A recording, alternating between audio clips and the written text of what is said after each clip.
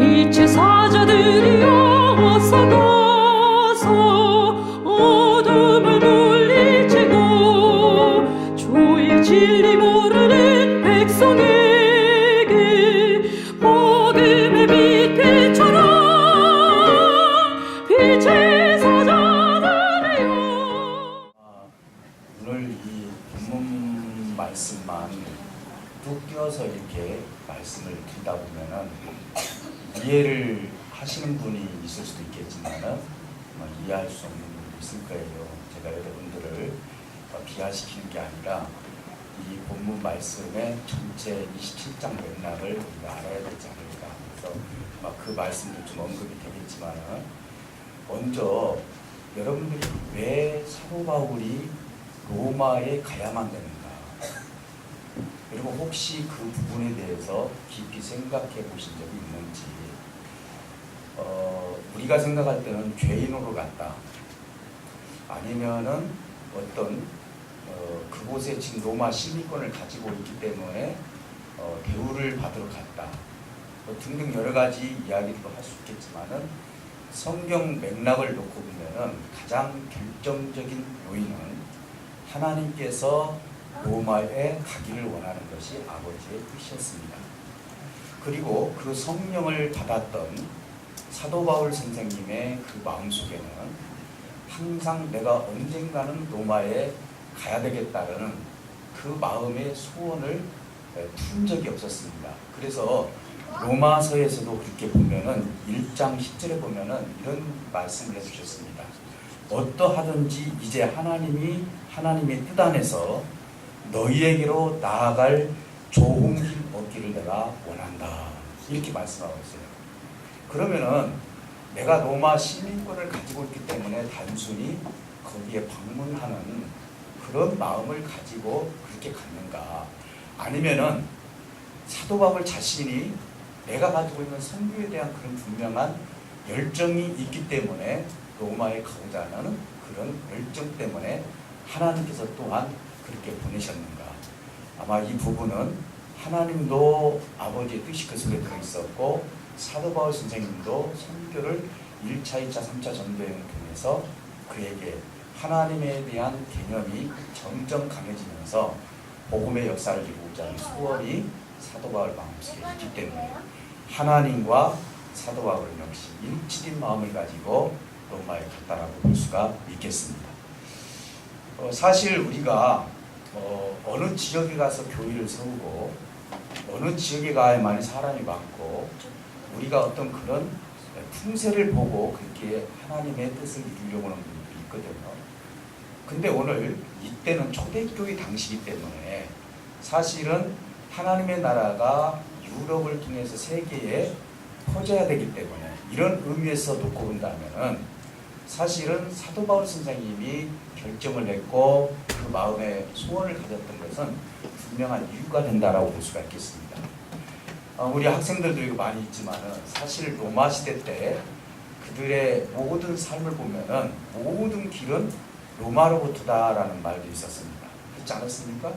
그러니까 그만큼 이 로마라는 나라는 많은 것이 문화나 정치나 경제나 이런 부분들이 굉장히 발전된 나라이기 때문에 그곳에서 그리스도의 그런 복음을 전한다는 것은 세계에 복음을 전하는 것과 똑같다라고 볼 수가 있었던 것입니다. 이런 면에서 사도 바울 선생님은 벌써 영적으로 이 복음이 어떻게 퍼져야 될지를 알고 있었기 때문에 항상 그 마음속에는 내가 반드시 로마를 가야 되겠다. 이 로마를 거쳐서 내가 스페인까지 가야 되겠다. 라는 그 마음을 항상 두고 많은 사람들에게 기도를 부탁하고 그 뜻을 이루려고 했던 모습들을 보게 되는 것입니다. 사도행전 23장 11절에 보면은요, 하나님께서 또 직접 그렇게 말씀하십니다. 사도 바울 선생님에게 음성을 들려주시는데 담대하라. 네가 예루살렘에서 나의 일을 전파한 것처럼 앞으로 네가 로마라는 나라에 가서 이와 같이 복음을 전해야 될 것이다 라고 말씀하면서 거기에 있는 가이사를 만날 것을 하나님께서 말씀해 주시는 모습을 보게 됩니다. 사실은 바울이 로마에 가게 된 동기는 어떻게 보면 상소죠. 그가 상소를 올리면서 유대인들과의 어떤 갈등 속에서 상소로 올리면서 결국은 그가 정말 그냥 신분으로 간 게 아니라 어떻게 보면 죄인 신분으로 하나님께서는 그를 끌고 갈 수 있도록 허락해 주셨다는 것입니다. 사실은 중요한 것은 내가 가이사 앞에 선다라는 것이 정말 중요하다라는 개념을 가지고 있었어요. 여러분, 사람이라는 게 그렇습니다. 오늘 우리가 정말 민족 통일이 돼야 되겠지만은 이번에 우리 남북 정상들이 모이는 그 모습을 통해서 내가 누구를 만났냐에 따라서 그 어떤 이슈가 달라지는 것 같아요. 사실은 같은 민족들이 잘 살아야 되겠죠. 근데 북한의 지도자가 미국의 대통령을 만났다라는 것, 그리고 세계 지도자들이 거기에 대해서 관심을 갖고 있다라는 것, 이러다 보니까 핵 문제가 됐든 무슨 문제가 됐든지 간에 모든 것이 다 집중이 되는 것입니다. 오늘 사도 바울 선생님이 그곳에서 가이사를 만나는 것은 그 당시에 복음에 대한 집중을 할 수 있는 귀한 시간이었습니다. 그리고 그것을 알았던 사도 바울 선생님도 가이사 앞에서 내가 예수 그리스도를 어떻게 전해야 될 것인지 그런 기대를 가지고 아버지 하나님께 기도하면서 로마에 압송되는 모습을 오늘 본문 말씀에서 보게 되는 것입니다. 어떻게 보면 여러분들 생각할 때는 그냥 큰 것 같지만 사실은 제가 볼 때는 하나님께서 선교사로 로마에 보냈다라고 볼 수가 있는 것입니다. 그곳에 가서 먹고 살고 좋은 것을 가지려고 간 것이 아니라 그가 결정적으로 갈 수 있었던 것은 예수 그리스도의 복음을 얼마나 사랑했는지를 이 모습 속에서 보게 되는 것입니다. 상소할 필요도 없죠. 상소를 해서 내가 죄인 신분으로 간다라는 것, 어떻게 보면은 그가 복음을 얼마나 사랑하면은 이렇게라도 해서 하나님 나라를 확장할 것인가라는 믿음을 가지고 그는 가이사 앞에 가기를 원했던 것입니다. 오늘 내용을 좀 잠깐 살펴보면은요, 1절에서 8절까지 보니까 로마로 압송되는 장면이 보게 됩니다. 간단하게 말씀을 드린다면은 로마로 압송될 때 책임자가 누구였냐면 바로 율리오라는 백부장입니다.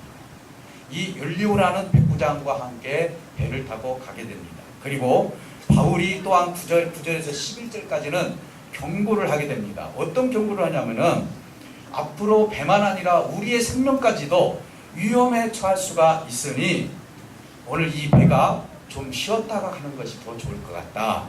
이렇게 이야기를 하니까 선장이 말하기를 그렇지 않다 했을 때 이 율리오라는 백부장은 누구의 말을 들었냐면 하나님의 사람 바울의 말을 듣는 것이 아니라 이제는 선장의 말을 듣고 마침 그쪽에 남풍이 부는 바람에 배를 타고 가게 되는 것입니다. 뿐만 아니라 그는 12절에서 20절까지 보니까 말 그대로 풍랑을 만나게 되는데 엄청난 풍랑을 만나는데 율리오라는 풍랑을 말랑에 만나게 됩니다. 오늘 어떻게 보면은 이제는 그들이 마침 남풍이 불었을 때 그들이 가기는 갔지만은 결과적으로 사도 바울 예언대로 그대로 되고 말았습니다. 그래서 그들은요 사흘 동안 짐을 다 버려버리고 그리고 또 여러 날 동안 해도 보이지도 않고 별도 보이지 않고 엄청나게 어두움 속에서 공포와 그리고 그들은 살려는 의식까지 없어질 정도로 굉장히 힘든 고난을 당하게 되는 모습을 보게 되는 것입니다. 오늘 읽었던 내용이 바로 21절에서부터 26절 그 중간에 들어가 있는 내용인데 이것은 하나님께서 사도 바울을 만나주셨던 장면을 이야기합니다. 안심하라. 여기에는 생명을 잃을 자가 하나도 없느니라. 하나님께서 보내주신 이제 하나님의 사자가 나에게 이야기를 했다. 그 이유는 뭐냐? 내가 앞으로 가이사를 만나야 되기 때문에 이 배를 탄 사람은 한 사람도 생명을 잃지 않겠다라고 이야기하면서 안심을 시키는 장면이 오늘 이 장면인 것입니다. 사랑하는 성도 여러분, 그러면서 바울의 예언대로 모두 구주가 된 것이 27절에서 44절까지 구주가 됐습니다. 그래서 열 나흘째 되는 날 그들이 구주가 되었는데 그들은 이제는 어느 정도 안정감이 주어졌을 때 떡을 띠면서 축사하시고 기도하면서 사도 바울이 그들에게 떡을 대접하는 모습을 보게 됩니다. 그리고 나서 그들이 이야기합니다. 여기서 이제는 우리가 그 죄인들이 없어지면 안 되니까 차라리 저 죄인들을 죽여야 된다. 그래야만이 우리가 간주로서 안전을 취할 수 있다라고 생각하면서 죽이려 했을 때 그 일들을 말리게 됩니다. 그래서 그들은 결과적으로 이제 배가 파산된 널조각을 껴안고 그리고 나서 섬으로 이제 안착하는 그 모습을 보게 됩니다. 저는 오늘 이 장면을 놓고 봤을 때 우리가 세 가지 정도의 의미를 한번 생각해 보려고 이 본문 말씀을 간단하게 말씀을 드렸습니다. 첫째는 뭐냐? 우리가 고난이 왔을 때 어떤 신앙의 태도를 갖느냐. 고난이 왔을 때. 여러분, 사실은 어려움이 있으면은요, 우리 크리스찬들 중에서 어려움이 있으면은요, 하나님을 떠나는 사람이 있는가 하면은 하나님께 더 기도하고 가까이 가는 사람이 있어요. 어떻게 보면은 모세 역시도 마찬가지였고, 요셉도 마찬가지였고, 바울 자신도 마찬가지였습니다. 사실은 고난이 왔을 때 내가 어떤 신앙의 태도를 갖느냐가 중요한 것 같습니다. 그래서 하나님은 이렇게 말씀하십니다. 고난이 너에게는 유익이 된다. 오늘 우리에게는 아까 우리 서로 인사도 했겠지만은 정말로 우리 하나님께서는 고난을 통해서 위장된 축복을 우리에게 허락해 주기를 원하는 것입니다. 우리는 고난이 왔을 때는 무조건 이것은 내가 축복이 아니라 이것은 피할 것이라고 이야기를 합니다. 내가 스스로 잘못해서 오는 고난도 있겠지만은 예수를 믿기 때문에 그리고 복음에 대해 열심을 다하기 때문에 주님 나라를 위해서 내가 무엇인가를 계획하고 주님의 뜻을 이루기 때문에 오는 고난들이 있어요. 이것이 바로 사도 바울이 겪었던 고난이 아니겠습니까? 로마로 갈 필요가 없었는데 그는 로마로 가고자 하는 그런 소원이 항상 그 마음속에 있었고 그리고 나서 그것 때문에 사실은 고난이 오게 된 것입니다. 여러분, 저와 여러분들은 고난이 왔을 때, 어려움이 왔을 때 어떤 태도를 취해야 하는 것입니까? 우리는 그렇게 합니다. 이 고난에서 많이 나를 물리쳐 주시옵소서. 이 고난에서 벗어나게 해 주시옵소서. 물론 그것도 틀린 이야기는 아니지만 오늘 이 고난을 통해서 하나님이 주는 교훈이 있다는 것을 알기 때문에 요셉도 여러분 잘 알다시피 그에게는 수많은 고난이 있습니다. 아버지를 볼 수 없는 고난, 그리고 이역말이 떠나서 이제는 애굽이라는 나라에서 무시당하고 또 때로는 애굽의 그 총리가 되기까지 얼마나 많은 일들을 겪게 됩니까? 그는 그 고난에 대해서 불평과 불만을 해본 적이 없습니다. 모세 역시도 하나님 앞에 그들에게 앞에 서서 하나님 내가 이 백성들을 왜 주셨습니까? 라고 그 고난에 대해서 하나님 앞에 이의제기하지 않았습니다. 어느 정도입니까? 이 백성을 내 생명록책에서 지워지더라도 살려달라고 하는 이제는 그 모세의 마음을 우리가 읽을 수가 있습니다. 우리는 고난이 왔을 때 이 고난을 어떻게 대처를 해야 될지 오늘 사도 바울 선생님을 통해서 우리가 교훈을 받아야 될 줄 믿습니다. 사랑하는 성도 여러분, 오늘 우리는 위장된 축복이 있다는 사실을 믿으시기를 주님으로 축복합니다. 힘들고 어렵고 고난이 왔을 때 하나님 내가 무엇을 잘못해서 이렇게 왔습니까? 라기보다도 하나님 내가 복음을 위해서 하나님 나라를 위해서 우리 가정을 위해서 정말 그 구원을 위해서 내가 기도할 때 혹시라도 나한테 어려움이 오고 고통이 왔을 때 하나님 이상하시다. 하나님 좋은 것을 주셔야지 왜 나한테 이렇게 고난을 주십니까? 라고 기도하기보다도 그 고난의 의미를 깊이 깨달을 수 있는 저와 여러분들이 되시기를 주님을 축복합니다. 그래서 사도 바울 선생님은요, 고난을 통해서 어떤 신앙의 태도를 갖게 됩니까? 하나님께서 이 모든 것을 허락해 주심으로 말미암아 결국은 아버지의 복음을 이루고 이 고난 가운데 아버지의 영광을 볼 것이라는 것을 이미 알고 있었기 때문에 그는 고난을 대하는 태도가 정말 신앙적인 아름다운 태도로 살아가는 그 모습, 그 장면을 우리에게 보여주고 있는 것입니다. 두 번째는 두려움이 왔을 때입니다. 어느 누구든지 두려움이 옵니다. 우리 학생들은 이제 곧 시험이 다가오게 되는데 시험에 대한 두려움이 있지 않습니까? 아무리 내가 담대하다 할지라도 이 경쟁 사회에서 내가 어떻게 공부를 해서 어떻게 이 사회에서 살아가야 될지 여러분 여러 가지 두려움과 앞으로 미래에 대한 그 두려움이 젊은이들한테는 너무 많습니다. 취직이 되지 아니하고 또 무슨 일을 해도 제대로 내 마음대로 되지 아니하고 우리 또 가정에 사는 우리 어른들도 마찬가지겠지만은 항상 우리에게는 물질의 두려움, 건강의 두려움, 관계의 두려움이 올 수밖에 없는 것입니다. 오늘 이 시간 276명이 그 배를 타고 갔는데 풍랑이 일어났을 때는 사도 바울 선생님 역시도 같이 두려울 수밖에 없는 상황이었을 것입니다. 276명이면 사도 바울 선생 빼고 275명입니다. 275명이 다 풍랑이 일어났을 때 얼마나 큰 두려움이 왔겠습니까? 이랬을 때 똑같은 상황 속에서 두 가지의 상황이 연출된다는 사실을 여러분들이 한번 명심하시기를 부탁드립니다.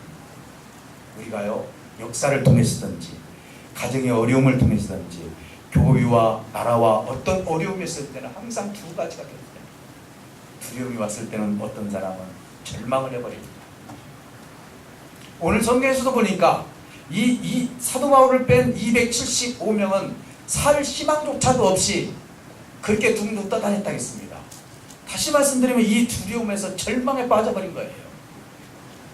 그러나 반대로 두려움이 오면 올수록 소망을 갖는 사람도 있습니다.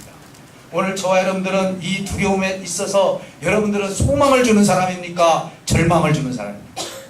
오늘 저와 여러분들은 항상 누구를 만나든지 간에 절망적인 사람이 되어서는 아니될 줄 믿습니다.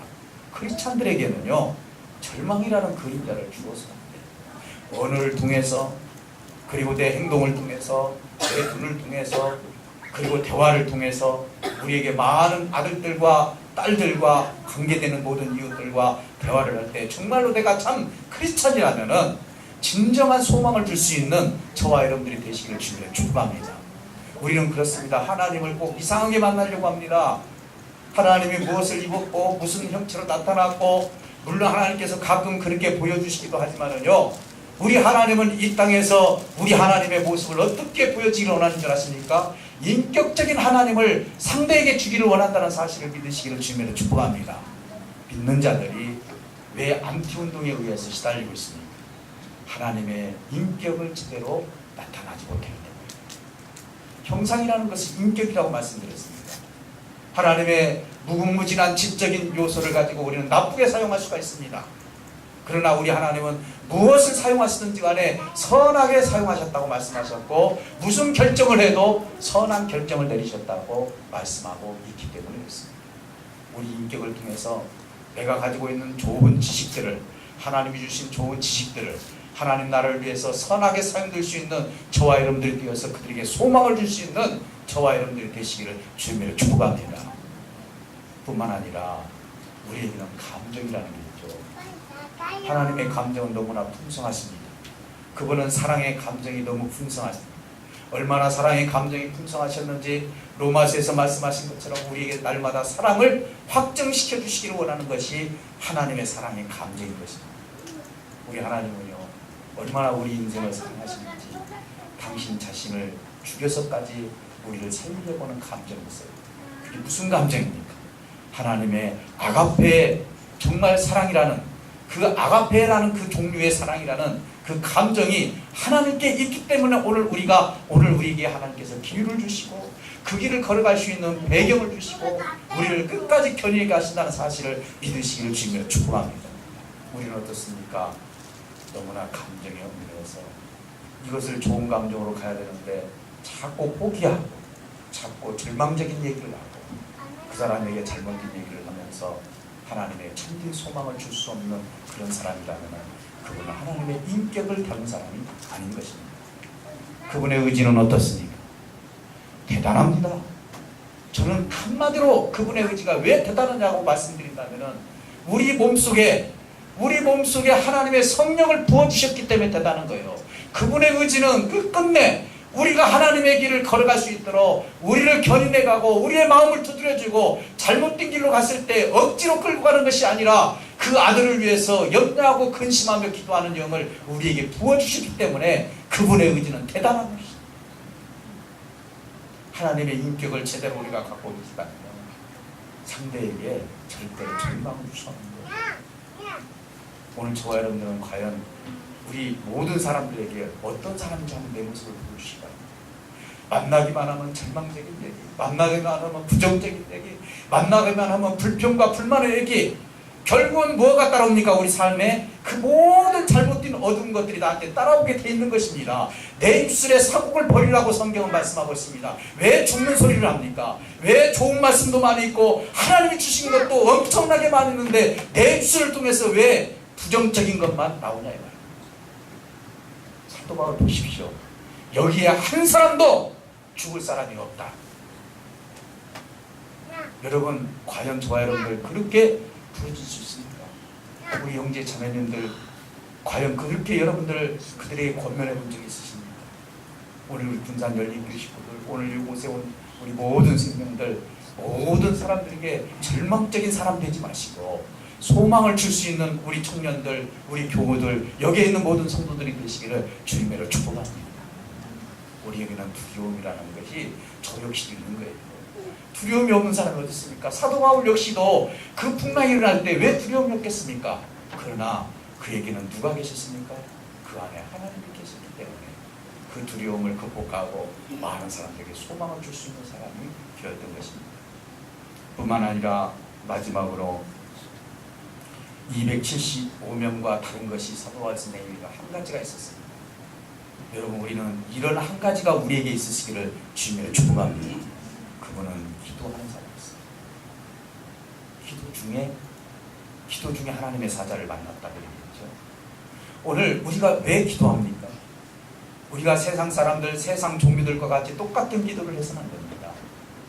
하나님 이것 주십시오, 저것 주십시오, 이것 잘 되게 해주십시오, 이건 반드시 이루어져야 됩니다. 이것은 하나님께 구하지 않는다 할지라도 하나님을 믿는 자녀라면 하나님께 알아서 먼저 그 나라와 그를 구하는 자에게 당연히 줄 것들인데도 불구하고 이방인이 구하는 그런 기도를 우리가 해서는 안 된다는 것이죠. 사도 바울이 구한 기도가 어떤 기도입니까? 그의 기도는요 정말로 약속을 받기 위한 기도였어요. 하나님의 언약, 하나님의 약속. 하나님 내가 어떻게 하면 복음을 이룰 수가 있겠습니까? 했을 때 너는 반드시 가이사 앞에 가라. 그리고 이렇게 풍랑을 만나게 될 것이고 이미 하나님께서는 사도 바울 선생님에게 기도 중에 이야기를 해주셨던 것입니다. 오늘 우리는요 하나님의 약속을 받기 위해서도 기도를 해야 됩니다. 우리가 일용할 양식을 구하는 것, 우리 필요한 것 구하는 것 당연한 것입니다. 얼마나 행복하게 사는 것을 우리가 원합니까? 정말 크리스찬들이라면 행복하게 다복하게 없는 것이 아니라 있는 가운데 사는 것이 우리 크리스찬들이 해야 할 일이라고 저도 봅니다. 그러나 한 가지 잊지 말아야 될 것은 기도 중에 하나님의 뜻이 무엇인지를 구하시기를 주님의 축복합니다. 그것은 하나님의 약속을 받았을 때는 절대적으로 하나님은 우리를 버리지 않습니다. 그 약속대로 이루어진다는 사실을 믿으시기를 주님의 축복합니다. 그래서 사실은 우리가 하나님으로 또 받아낼 수 있는 것은 뭐냐? 기도밖에 없습니다. 사실. 그래서 저와 여러분들은 하나님께 기도를 해야 돼요. 그러면 여러분 기도의 형태는 여러 가지입니다. 물론 교회에 와서 무릎 꿇고 기도하고 그렇지만 우리는 성경을 보면서 찬송하면서 자연을 보면서 우리가 항상 무시로 하나님하고 대화를 나누면서 우리는 얼마든지 기도할 수 있는 사람들입니다. 또 특별히 하나님 앞에 무릎을 꿇고 기도할 때 저도 하나님께서 깊이 말씀해 주고 있습니다. 그러니 어떤 기도가 좋다, 어떤 기도가 나쁘다 우리는 구별할 필요가 없습니다. 항상 깨어서 기도할 수 있는 저와 여러분들이 되시기를 주님으로 축복합니다. 그것이 하나님이 원하시는 기도죠. 오늘 275명과 그리고 한 명인 사도 바울이 다른 것이 딱 하나 있다면 그들은 기도를 통해서 하나님의 약속을 얻은 자다. 오늘 저와 여러분들은 정말 기도를 통해서 아버지의 뜻을 이룰 수 있는 저와 여러분들이 되시기를 주님으로 축복합니다. 오늘 이제 명절이 이제 내일입니다. 아마 명절 돌아오면은 때로는 좋은 화목한 가정이 있는가 하면 어떤 가정은 잘못하면 또 갈등이 일어나는 가정도 있고 사람이라는 게 식구들이 모여서 다 좋은 것만은 아니더라고요. 그래서 어떤 분들은 그래요. 여기 있는 분은 그런 얘기 안 했는데 여성분들 중에서 보면 제발 명절이 없었으면 좋겠다라는 분들도 있어요. 왜 그러는가 했더니 설거지를 너무나 많이 하는가 봐요. 예, 이번에 남자들 한번 설거지 한번 해보십시오. 예, 이제 내가 이 말을 했기 때문에 저도 한번 설거지통에 손을 넣어야 될 것 같습니다. 사랑하는 성도 여러분, 오늘 결론의 말씀을 드립니다. 고난이 왔을 때 어떤 태도를 가져야 될지 뿐만 아니라 내가 두려웠을 때 정말로 내 스스로가 절망을 가져야 될지 아니면 정말 말씀을 통해서 소망을 가져야 될지 우리의 기도가 하나님 앞에 어떤 기도인지 하나님께 약속을 받는 그 기도를 통해서 하나님 나라를 확장해 나갈 수 있는 저와 여러분들이 되시기를 주님의 축복합니다. 혹시 복음을 전하다가 교회 생활하다가 나에게 오는 고난이 있다면 그게 혹시 의장된 축복인지도 몰라요. 그러니까 혹시 고난이 오면 하나님 내 불평과 교만하지 마시고 하나님 내가 왜 이렇게 아파요? 하나님 나 왜 이렇게 돈이 없어요? 하나님 내가 왜 이렇게 어려움을 당해야 돼요? 이렇게 한 번 정도는 내가 하나님 앞에 토설을 할 수 있겠지만 원망하지 마시고 그 속에 하나님께서 나에게 주시고자 하는 뜻이 무엇인가 깊이 묵상하고 기도하다 보면 하나님께서 더더욱 우리의 길을 아름답게 인도해 주시고 그 고난의 의미를 우리에게 허락해 주실 줄 믿습니다. 승리하셔서 또 좋은 명절도 되시고 하나님 앞에 축복된 가정들 되시기를 주님으로 축복합니다. 우리 기도할 때 하나님께서 반드시 저와 여러분들에게 고난이 왔을 때 내가 어떻게 해야 될지를 하나님 말씀해 주시겠습니다. 오늘 고난을 잘 대하는 그런 내 삶이 되게 달라고 기도해 주시고 두려움이 왔을 때 절망하지 않고 소망을 갖게 달라. 내가 날마다 기도를 통해서 하나님의 약속을 내가 받아서 주님의 길을 온전히 끝까지 갈 수 있는 나 자신이 되게 달라고 다 같이 뜨겁게